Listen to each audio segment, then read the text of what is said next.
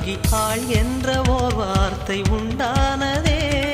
காதல் என்ற மந்திரத்தின் மாயம் என்ன, கல்லும் முள்ளும் இப்போது பூவானதே. வானவில்லின் துண்டொன்று மண்ணில் வந்து யாருக்கும் சொல்லாமல் பெண்ணானதே.